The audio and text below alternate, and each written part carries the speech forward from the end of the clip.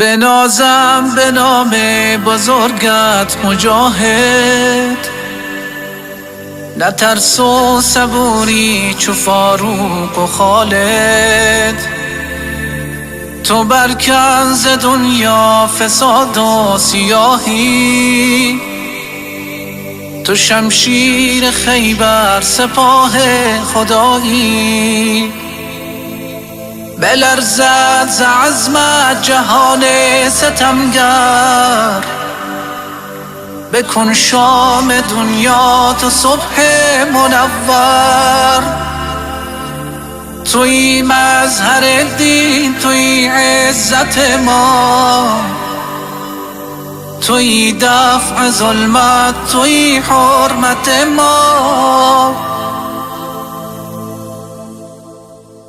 د دې عصر اتل اسلام پال مجاهد، ختمون کید کفر فساد و ملحد. د سر زور و پسر د شمشیر د عمر، مفسدین و تټینګ د ولاړ په ډګر. ماتون کئی دهر ستمگر او جابر، مقابل دی مغرور تا اجال د کافر. د عزت مساتون کئی دزړو مودوا، د مظلوم لپاره مسکا د مسکا. نماد شجاعت بزرگ مرد میدان مجاهد، تو هستی نگهبان قرآن. نترسی ز لوم ملامتگری ها، به فضل بزرگ خداوند رحمان. بهادر د لري لوی تاریخ میړنی، د کلونو ورپاتې جګړو کی برای. د ټینګ عزم خوندی مضبوطه مورال، د کفري قانون مخ کی د تور او ډال.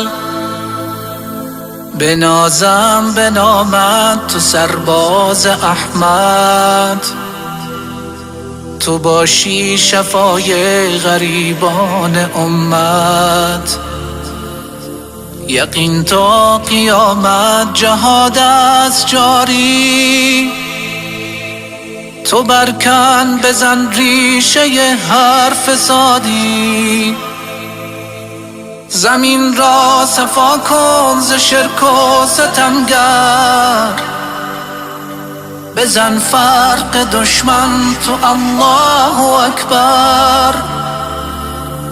بیا جملگی در کنارش بجنگیم، به امر خداوند همه صف ببندیم. محافظ د قرآن دی د سر په سودا، قربانیږي په دین او د خدای په رضا. شجاعت او جذبه یې رښتیا ایمانی، د اورتل کی چې تن کړي په مینا ستي.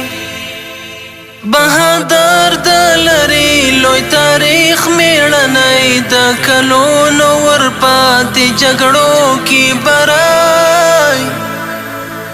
د ټینګ عزم خوندی مضبوطه مورال، د کفري قانون مخ کی د تور او ډال. بهادر د لري لوی تاریخ میړنی، د کلونو ورپاتې جګړو کی برای. د ټینګ عزم خوندی مضبوطه مورال، د کفري قانون مخ کی د تور او ډال.